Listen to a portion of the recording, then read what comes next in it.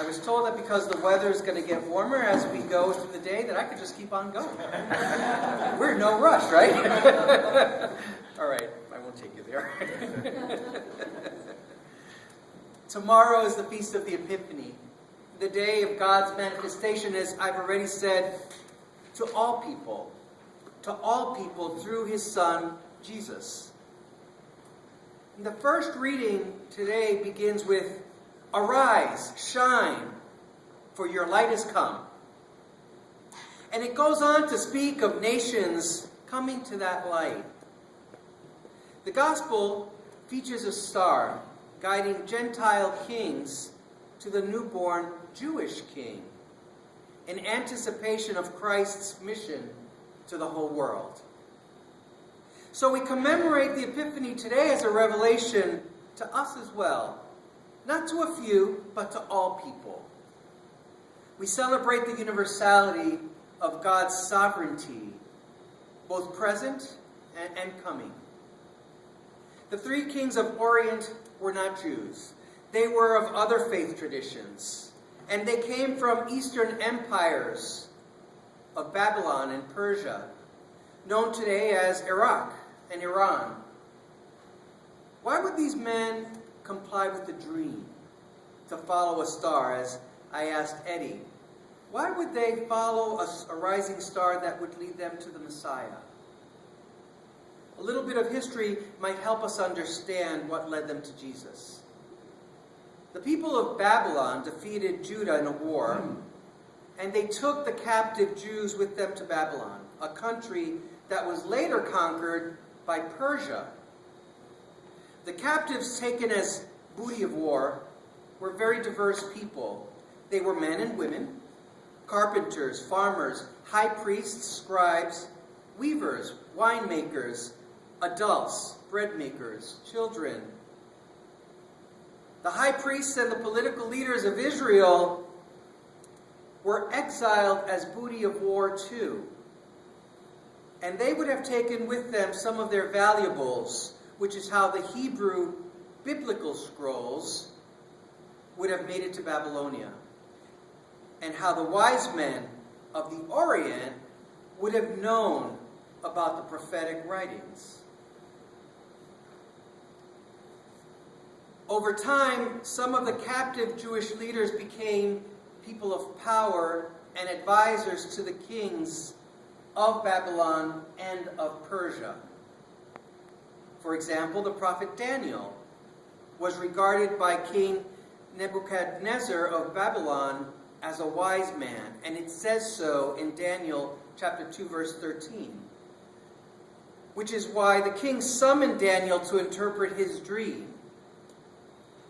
The king refused to say what that dream was, but he still wanted it interpreted. So Daniel, with God's help and perhaps some intuition, interpreted that dream, which we read in his book. And it resulted in him being named a ruler over the province of Babylon and placed in charge of all wise men.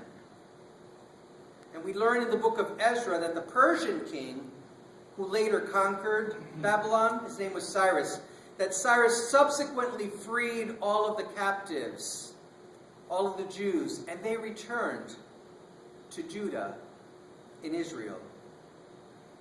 Now, I said earlier that what I would now call political and religious exiled leaders, the Jews, would have brought with them Hebrew scriptures that was important to them. Many migrants, immigrants, take something that's important to them. Maybe it's a Bible, maybe it's a photograph. These guys took a few scrolls with them. The prophecy of the rising star at the birth of the Messiah is found in the book of Numbers, chapter 24. And the history passed on by Daniel and other scribes, which became available to those conquerors and subsequently to us, would have also been read by those wise men of the eastern kingdoms. It was there. So when the revelation of the Messiah came in a dream to Melchior, king of Persia, Gaspar, king of India, and Balthazar, king of Arabia, they remembered the prophecy of the rising star. And they followed that light that led them to the newborn king, King of Kings, Jesus. Fast forward to King Herod, the Roman appointed king at the time of Jesus' birth. He too knew the meaning of the star and the rising star. He was a Jew, and he had heard what the people were saying about these kings of Orient who were passing through his kingdom, and asked them over for a chat, which was how Herod found out about the birth of Jesus. The three kings went on their way, with the promise that they'd come back to Herod and report. But in another dream, they were led home a different way, avoiding Herod.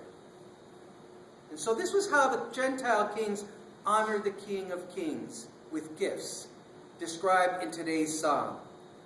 The kings of Tarshish and of the isles shall pay tribute, and the kings of Arabia and Saba offer gifts. So today's readings are texts of promise and fulfillment, dreams and hopes, obedience, and also veneration.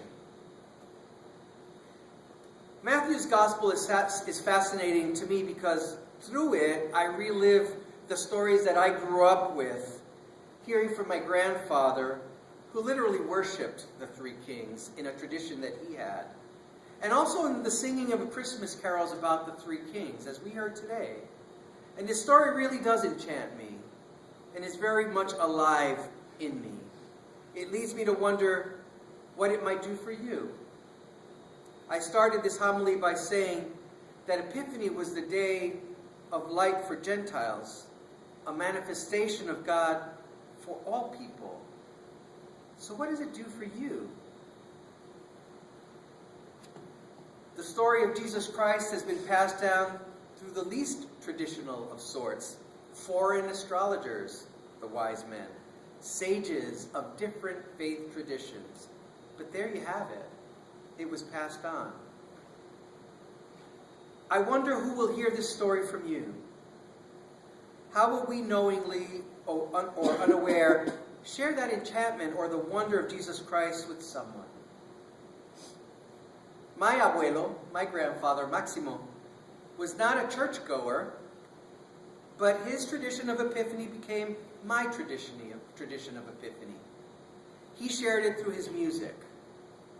I invite you to stop and think how you might pass on a tradition like this one in the things that you do normally.